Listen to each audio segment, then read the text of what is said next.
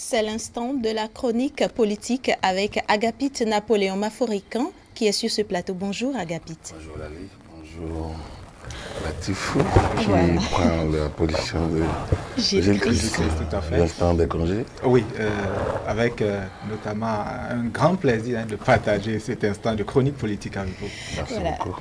Le titre de ce matin, talons entre l'enclume et le marteau. Évidemment, c'est la position du président de la République. En tout cas, c'est le moins qu'on puisse dire aujourd'hui, après le constat donc, de l'échec donc, du consensus, de l'échec donc, de ce fameux consensus. En tout cas, des indices de l'échec du consensus ou du constat de l'échec du consensus.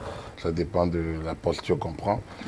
Donc, ce consensus voulu par le président de la République est lancé pratiquement depuis le 6 mars, qui aura connu tellement de péripéties, mais surtout une sorte de blocage direct de la part de ceux qui en avaient le plus besoin, et qu'on ne le dira jamais assez, l'opposition.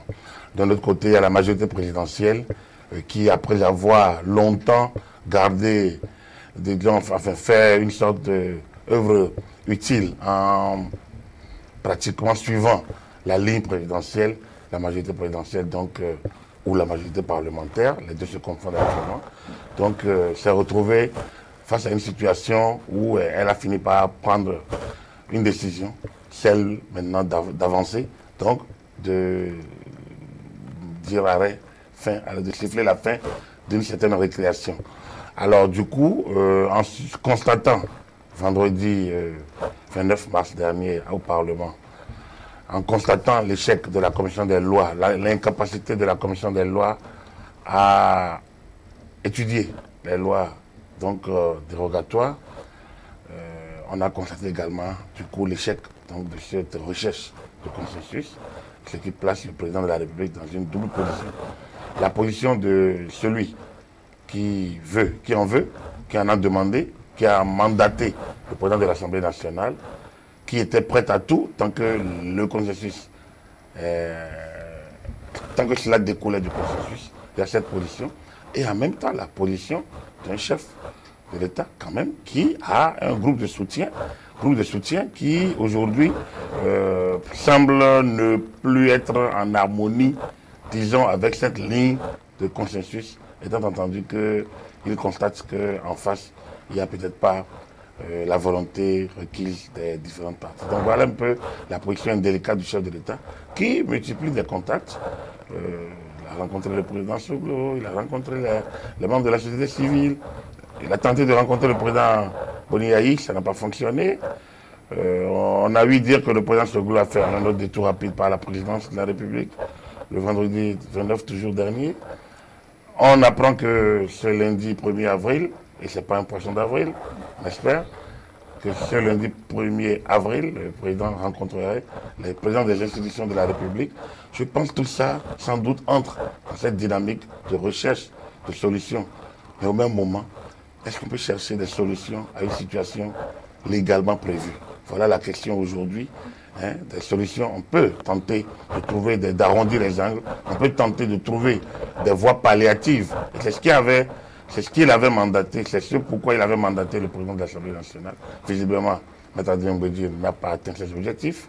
Le Parlement n'a pas atteint les objectifs attendus. Est-ce que le chef de l'État a d'autres marges? Pas évident. On pense qu'il pourrait prendre des ordonnances.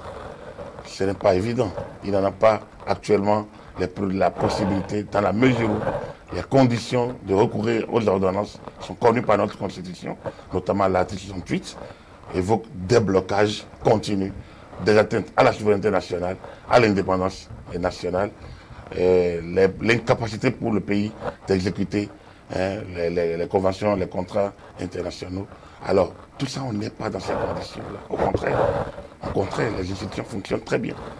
Nous, le protocole additionnel de la CEDEAO est en application, alors même que d'aucuns voudraient bien qu'on le retouche, alors que le consensus préalable pour le retoucher, pour pouvoir agir sur les lois électorales en cette période électorale, n'est pas acquis. Donc vous comprenez que le chef de l'État ne peut pas s'arroger sa prérogative d'utiliser l'article 68. Il en aurait abusé Et si on lui offre cette possibilité, on devrait lui en offrir à chaque fois quand il en voudrait. Et lui, et tout autre chef d'État qui viendrait, parce qu'on aurait ouvert la boîte à Pandore. Et ça, quand on l'ouvre, il est difficile de la refermer. Sur un autre plan, on pense qu'on pourrait recourir à la Cour constitutionnelle. Je pense que beaucoup ont déjà compris qu'avec les sorties des sachants, ont compris que cette possibilité ne peut prospérer que si un blocage était noté, ce qui n'est pas le cas, ou si un consensus était trouvé, ce qui n'est pas également le cas. Donc vous voyez l'imbroglio dans lequel on se retrouve lorsqu'on s'accroche à cette solution politique qu'on a envie de trouver, quand bien même, du point de vue légal, le processus peut se poursuivre. Donc aujourd'hui, 1er avril, on est plus proche des législatives qui auront lieu le 28 avril prochain avec l'Union l'Union progressiste et le Bloc républicain, beaucoup plus proche de cela que d'un hypothétique consensus. Je pense que le chef de l'État devrait s'y faire. Alors, Agapite Napoléon, parlons des démarches effectuées par le président pour le consensus et à côté le BMP qui siffle la fin du processus. Est-ce que le chef de l'État a encore la même mise sur le BMP? Oui, c'est toujours cette rengaine entre une majorité présidentielle au Parlement, une majorité parlementaire acquise au président de la République et le président, les relations. Ce n'est pas tout des relations de sujet de maître au sujet, du seigneur au cerf. Non, c'est pas ça. C'est des relations plutôt d'accord. C'est tout sur la base d'accord. Et en donnant la date sur notre plateau, il parlait d'accord de gouvernement. C'est toujours ça, partout. Dans toute grande démocratie, ça se fonde sur les accords de gouvernement. Je pense que le BMP, c'est un accord législatif. Ici, on n'est pas en BMP. C'est-à-dire que le consensus requis, c'est par rapport aux forces politiques au Parlement. Et ça, effectivement, on peut parler du BMP. Mais il se fait que pour les législatives, il n'y a pas de BMP. Il y a deux partis qui se réclament de la majorité présidentielle.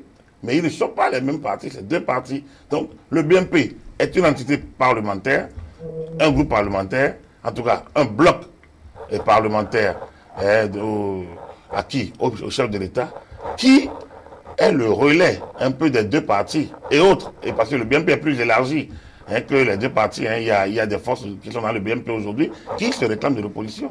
Par ailleurs, avec la nouvelle donne politique, notamment au niveau de la charte des partis politiques. Donc, le BMP n'est pas le relais, n'est pas en fait le reflet de l'UP ou du BR. Il y a tous les membres de l'UP et du BR, ils sont, mais il y a d'autres membres. Donc, si le BMP siffle la fin de la réconciliation, ils sont dans l'incapacité de s'entendre. Le consensus vous ne pouvez pas forcer le consensus. Le consensus ne peut être réel que si toutes les parties en question se livrent au jeu. Donc, à partir de moi, il y a une volonté exprimée par le chef de l'État. Mais il y a une réalité du terrain. Alors donc, le BMP, sans doute, est en accord avec le chef de l'État sur la base des accords de gouvernement, sans doute. Mais sur le plan politique, il est évident qu'il y a une sorte de... Enfin, les voix ne se croisent plus actuellement. Et chacun étant dans sa position.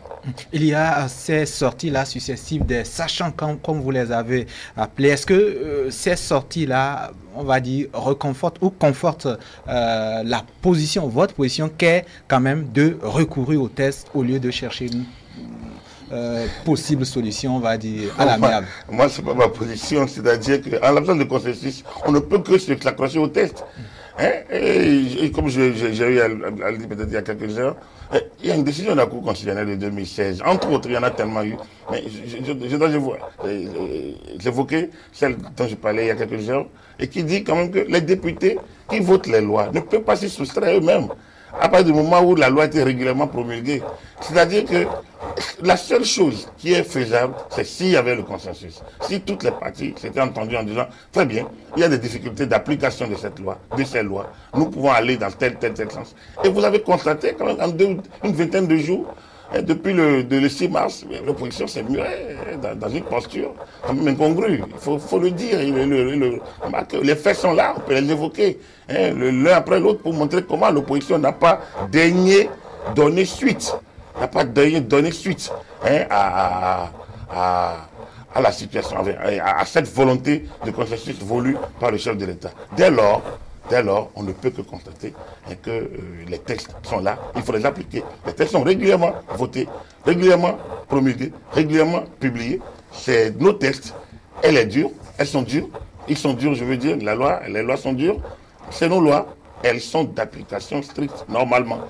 Maintenant, si les gens se retrouvaient politiquement, arrivaient à trouver des palliatifs, ça aurait pu changer la donne. Donc vous comprenez que ce n'est pas moi ma volonté, je ne suis pas parlementaire, je ne suis pas député, je ne suis pas conseiller du Conseil du chef d'État. Donc je n'ai pas une position déterminante mais en tant qu'analyste, chroniqueur et commentateur, il est évident que ces choses sont connues de tous. Et vous avez évoqué les sachants opportunément.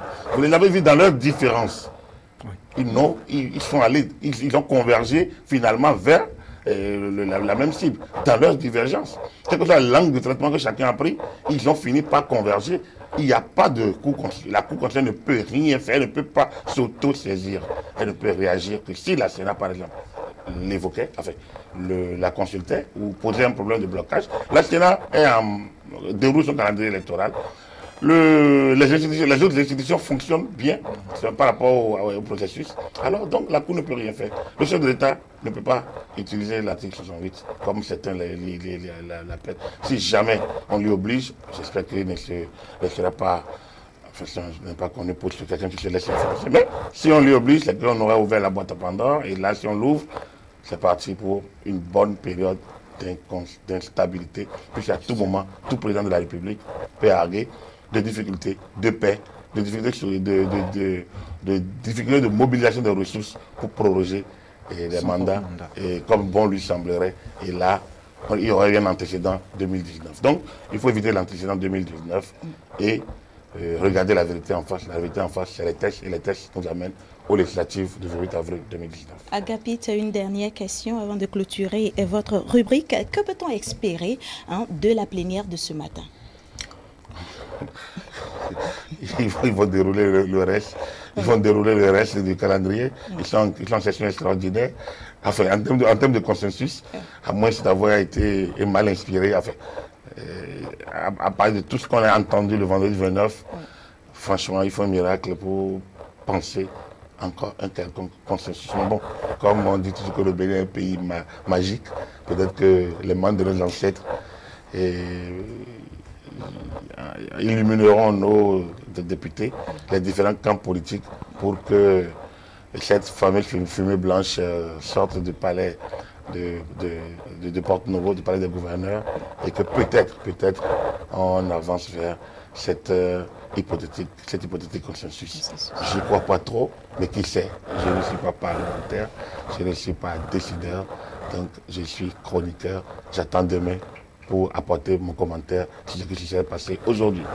On va sans doute espérer un miracle de l'autre côté. Merci d'être passé sur ce plateau pour, on va dire, éclairer la lanterne des uns et des autres sur cette situation. Merci à vous et bon vent.